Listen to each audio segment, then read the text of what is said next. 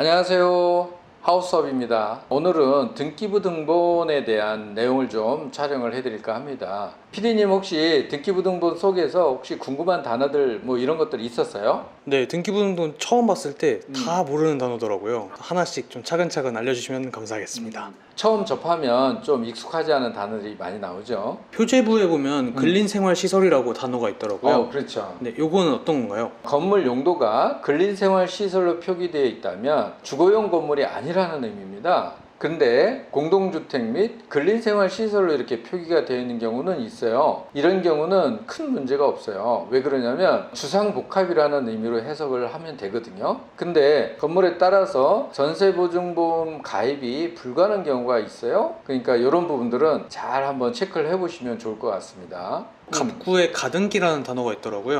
있죠. 네, 요것도 소개해 주세요. 가등기가 표시되어 있으면 집주인이 바뀔 수 있다는 의미로 그렇게 해석을 하셔야 돼요. 정확한 소유자를 파악하는 게 필요하거든요.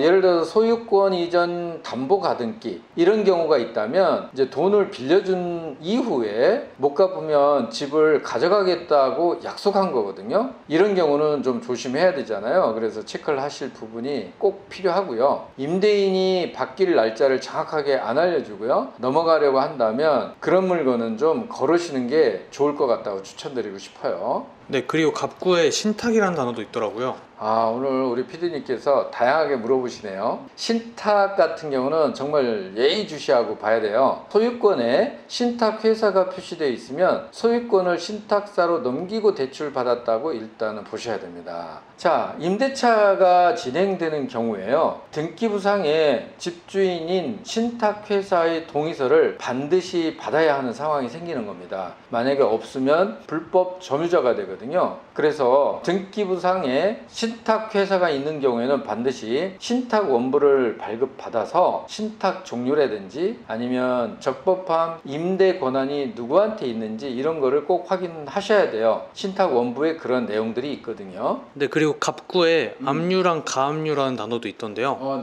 네, 요것도 소개해 주세요. 압류, 가압류 같은 경우는요, 어떻게 제가 설명을 드리면 좋을 것 같냐면, 집주인이 빚을 갚지 않아서 집을 마음대로 처분하지 못하게 채권자가 락을 걸어두는 거예요. 가압류 표기된 집 같은 경우는요, 경매로 넘어갔을 때 세입자가 보증금을 못 받을 수 있거든요. 그래서 상당히 위험할 수 있어요. 압류 표기된 집 같은 경우는 세금 체납, 신용 문제 등으로 소유권을 임시적으로 압류한 것이다. 이렇게 이해를 하시면 돼요. 네, 그리고 갑구에 소유권 이전 등기 가처분이라는 단어도 있더라고요. 와, 이제 점점 어려운 질문을 하시네요. 네, 네. 이건 뭔가요? 압류와 비슷한데요. 집주인이 빚을 갚지 않아서 소송 중일 때 집을 일단 못 팔게 락을 걸어 놓는 겁니다. 매매를 못 시키게 해 놓는 거죠. 집주인이 집을 담보로 해서 돈을 빌렸거나 소유권 관계가 복잡한 집이라고 이해를 하시면 될 것 같아요. 경매로 넘어갔거나 소유권에 문제가 생길 가능성이 있는 집이니까요. 이런 경우는 좀 피하는 게 좋겠다. 이렇게 권유를 드리고 싶어요. 네, 그리고 갑구에 임차권 등기 명령이라도 있더라고요. 맞아요. 임차권 등기 명령 같은 경우 요즘에 전세 사기니 깡통 전세니 이런 부분들이 이슈화 되다 보니까 많이 오르내리고 있는 단어인데요. 기존 세입자에게 보증금을 돌려주지 않아서요. 대항력 유지를 위해서 표기해 놓는 거거든요. 일단 한 번이라도 적혀 있다면 전 세입자와 집주인 사이에 문제가 있었다고 이해를 하시면 좋을 것 같아요. 임차권 등기 명령이 집행된 이후에 입주한 세입자는 우선 변제권이 없거든요. 그래서 보증금에 대해서 위험할 수가 있으니까 이런 경우에는 임차권 등기 명령이 말소가 된 이후에 진행을 하시는 게 좋을 것 같습니다.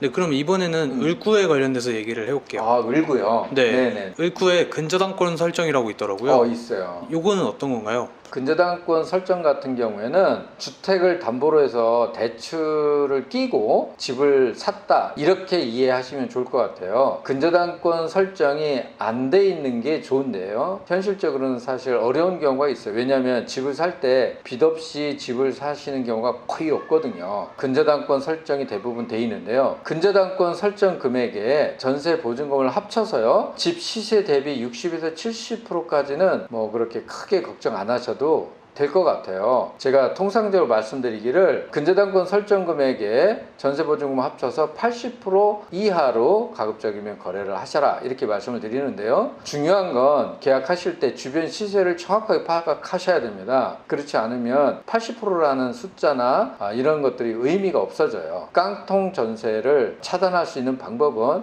주변 시세를 정확하게 알아보시는 게 굉장히 중요할 것 같습니다. 주변 시세를 알아보시기 위해서는요, 네이버 같은 포털 사이트에 거래된 것도 한번 확인해 보시고 발품을 파셔서 주변에 부동산에 한번 내방하셔서 또 가격들 동향을 좀 파악하시는 것도 굉장히 중요할 것 같습니다.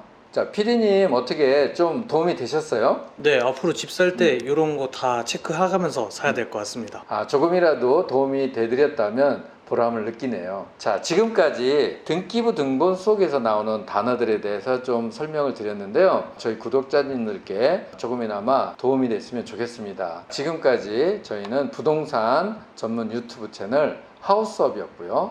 좋아요, 구독은 저희한테 큰 힘이 됩니다. 다음에 더 좋은 영상으로 찾아뵙도록 노력하겠습니다. 감사합니다.